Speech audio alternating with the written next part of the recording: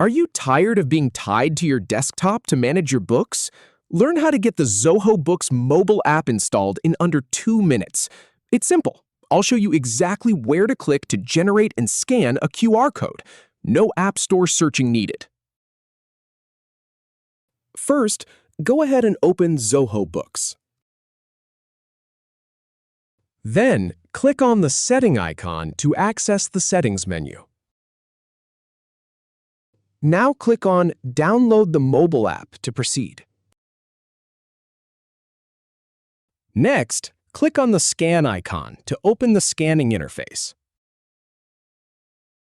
Finally, click on Scan and scan it with your phone, and you're all set. If you have any feedback or if any info is inaccurate, please leave a comment below. We'll do our best to answer or redo the video if needed. Thanks for watching.